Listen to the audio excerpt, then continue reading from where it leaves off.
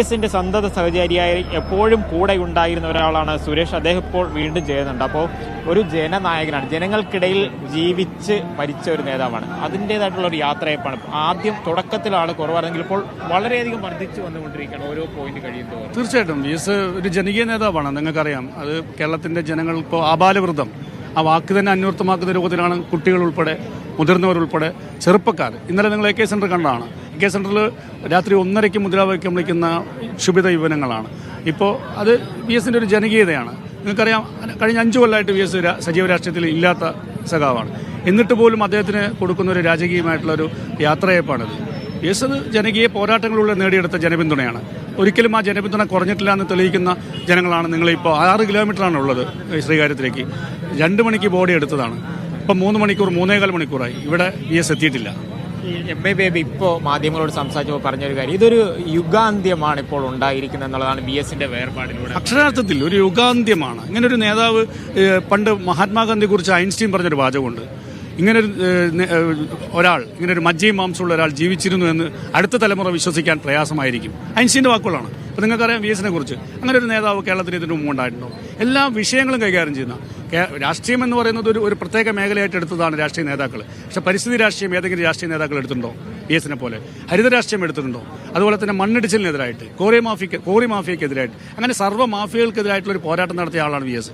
അങ്ങനെ അതിന് പുറമെ നിങ്ങൾക്കറിയാം എൻഡോസൾഫാൻ വിഷയം കാസർഗോഡ്. ഏതെങ്കിലും ഒരു രാഷ്ട്രീയ നേതാവ് ആ കാസർഗോഡ് അത്രയും നരകയാതന അനുഭവിക്കുന്ന ജനങ്ങളെ കാണാൻ പോയിട്ടുണ്ടോ? എസ് ആണ് കാണാൻ പോയത്. ആ എസ് സ്വാഭാവികമായിട്ടും ജനകീയ ആയതിൽ അത്ഭുതമില്ല.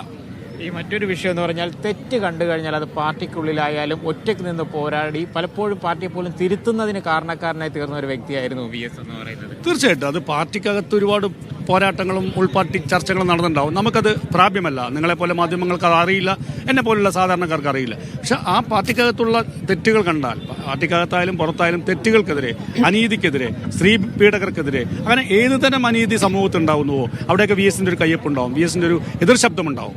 നമുക്കറിയാം, എത്രയോ സ്ത്രീകൾ എസ് ഇവിടെ ജീവിച്ചിരിക്കുന്നുണ്ടല്ലോ, ഞങ്ങൾക്കൊരു രക്ഷകർത്താവ് ഉണ്ടല്ലോ എന്ന് പറയുന്ന എത്രയോ സ്ത്രീകളെ നമുക്കറിയാം.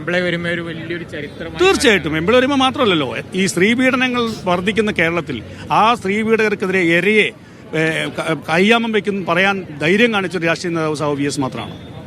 ഇനിയിപ്പോൾ ആലപ്പുഴയിൽ ഒരുപക്ഷെ ഒരു ജനസാഗരം തന്നെ ആയിരിക്കും നാളെ ദർശിക്കാൻ. നമുക്ക് സങ്കല്പിക്കാം, നമ്മുടെ കയ്യിലല്ല ഇപ്പോഴത്തെ കാര്യങ്ങൾ. ഇതുവരെ നമ്മൾ ഈ പറഞ്ഞ പോലെ ഗവൺമെന്റും പാർട്ടി സംവിധാനങ്ങളാണ് ഇത്തരം ഇപ്പം ഈ യാത്രയപ്പിനെ നിയന്ത്രിച്ചുകൊണ്ടിരുന്നത്. ഇപ്പം ജനങ്ങൾ ആകെ റോഡിൽ ഇറങ്ങിയിരിക്കുകയാണ്. ഈ ജനങ്ങളെ എസിന് കാണിക്കാതെ നമുക്ക് മുന്നോട്ട് പോകാൻ കഴിയില്ല. അതുകൊണ്ട് എത്ര മണിക്ക് നീ ആലപ്പുഴ എത്തുന്നുള്ളത് നമുക്ക് പ്രവചനാതീതമാണ്.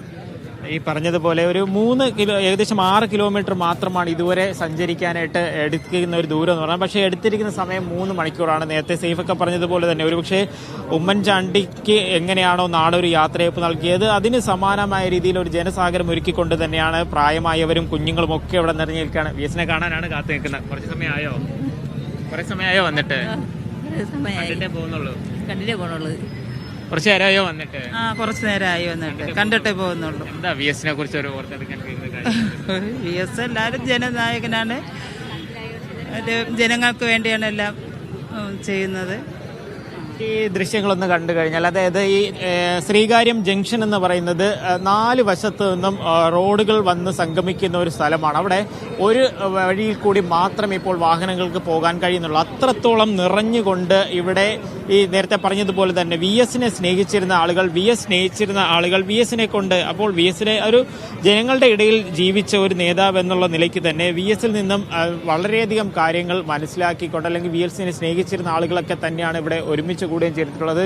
പ്രായമായ ഒത്തിരി ആളുകൾ ഇവിടെ ഉണ്ട്. അവർക്കൊക്കെ എസിനെ കുറിച്ച് ഒരുപക്ഷെ നല്ല ഓർമ്മകളായിരിക്കും അല്ലേ ഉള്ളത് എസ് എന്ന് പറയുമ്പോൾ. പിന്നെ ഓർമ്മയിലെന്ന് പറഞ്ഞു കഴിഞ്ഞാൽ ഞങ്ങളൊക്കെ ഒത്തിരി കാലങ്ങളായതാണ്. എങ്ങനെയാ എസിനെ ഓർത്തെടുക്കാൻ കഴിയുക?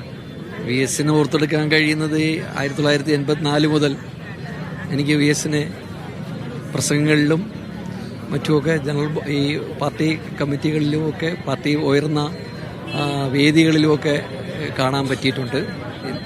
ഈ എസ് അസുഖബാധിതനായി കിടക്കുന്നത് വരെ ഏതാണ്ട് 5-6 കൊല്ലത്തിന് മുമ്പ് തന്നെ തിരുവനന്തപുരം നിവാസികൾക്ക് ഏറ്റവും മഹാഭാഗ്യമാണ്. എനിക്ക് പറയാനുള്ളത്, ഇപ്പോൾ ഈ കേരളത്തിൽ ഒരു മഹാത്മാവാണ് ഉള്ളത്, മഹാത്മാ അയ്യങ്കാളി. കാലം വി എസിനെ മഹാത്മാ വി എസ് എന്ന് രേഖപ്പെടുത്തുമെന്നുള്ളതിൽ യാതൊരു സംശയവുമില്ല. ഈ പാർട്ടി പ്രവർത്തകർ, അതായത് വി എസിനെ അടുത്തറിയുന്നവർ, ഒരു പ്രത്യേകത അത് തന്നെയാണ്. വി എസിന് ഒരിക്കൽ പരിചയപ്പെട്ട് കഴിഞ്ഞാൽ അവർ ആരും ഒരിക്കലും അത് മറക്കില്ല. വി എസിനോട് അടുത്ത് മനസ്സിലാക്കി കഴിഞ്ഞാൽ കൂടുതലായിട്ട് അടുക്കുകയും ചെയ്യും, വി എസ് ഒപ്പം ചേർത്ത് നിർത്തുകയും ചെയ്യും. അത് തന്നെയാണ് ആളുകൾക്കൊക്കെ വലിയൊരു ഓർമ്മയുള്ളത്. എങ്ങനെയാണ് വി എസിനെ ഒന്ന് ഓർത്തെടുക്കാൻ കഴിയുക? ശ്രീകാര്യം ആകെ നിറഞ്ഞിരിക്കുകയാണ്. ഞാൻ എല്ലാ പോയിന്റിലും പോയി വരും, ഇവിടെയാണ് ഇപ്പോൾ ഏറ്റവും അധികം ആളുകളെ കൊണ്ട് നിറഞ്ഞിരിക്കുകയും ചെയ്യുന്നത്. വി എസിന്റെ സമരകാലത്തുള്ള അതിൻ്റെ ഒരു ഇതേ തന്നെയാണ് ഇപ്പോൾ വി എസിന്റെ അവസാന നാളുകളിലും ഉള്ളത്. ഇപ്പോൾ 2 മണിക്കാണ് തിരുവനന്തപുരം സെക്രട്ടേറിയറ്റിൽ നിന്ന് ദർബാർ ഹാളിൽ നിന്ന് എടുത്തത്. ശ്രീകാര്യം എത്തുമ്പോൾ ഇപ്പോൾ 6:30. അപ്പോൾ ഈ ജനം വി എസ് ജീവിച്ചിരുന്നപ്പോഴും സമര പോരാട്ടത്തിലും ഇതേ ജനങ്ങളായിരുന്നു കൂടെ. വി എസിന്റെ കൂടെ എപ്പോഴും ഇതേ ഉണ്ടായിരുന്നു. അത് വി എസിന്റെ അവസാന നാളെ വരെയും ഈ ജനങ്ങളുടെ പിന്തുണ ഇതാണ്. ഞാനിപ്പോൾ ഓർത്തെടുക്കുന്ന ഒരു കാര്യമാണ്, അതായത് വി എസ് ഒന്ന് എഴുന്നേക്കാൻ പറ്റാത്ത, അതായത് ഒരു ആരോഗ്യം മോശമാകുന്ന അവസ്ഥയ്ക്ക് മുന്നേ പൗടിക്കോണത്ത് ഒരു പരിപാടിക്ക് വന്നിട്ടുണ്ടായിരുന്നു. ഒരുപക്ഷെ നിങ്ങൾക്കൊക്കെ അത് ആ പരിപാടിക്കൊക്കെ പങ്കെടുത്തിട്ടുള്ളതായിരിക്കും. എങ്ങനെയാണ് അത് ഓർത്തെടുക്കുന്നത്? ഒരു ഫ്രണ്ട്സ് ആൻഡ് സ്പോർട്സ് ക്ലബിന്റെ പ്രോഗ്രാമിനാണ് വി എസ് വന്നത്. വളരെ ഒരു നല്ല പ്രോഗ്രാമിന് വളരെ നല്ല രീതിയിലാണ് അത് നമ്മളെ. ജനസാഗരമായിരുന്നു. തീർച്ചയായിട്ടും ജനസാഗരമായിരുന്നു.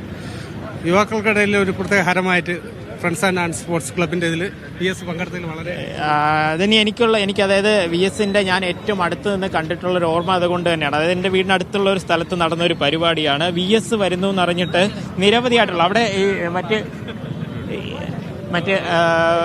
പാർട്ടിയോ മറ്റ് കാര്യങ്ങളോ ഒന്നും തന്നെ നോക്കാതെ നിൽക്കുന്ന ഒരു കാര്യങ്ങളായിരുന്നു ഉണ്ടായിരുന്നത്. അപ്പോൾ അവിടെ വലിയ രീതിയിലുള്ളൊരു ജനം കൂടുകയും വി എസ് അന്ന് അധികമൊന്നും സംസാരിച്ചില്ല. പക്ഷേ വി എസ് പറയുന്ന ഓരോ വാക്കുകളും വലിയ രീതിയിലൊരു ആവേശം ഉണ്ടാക്കുകയും ചെയ്യും.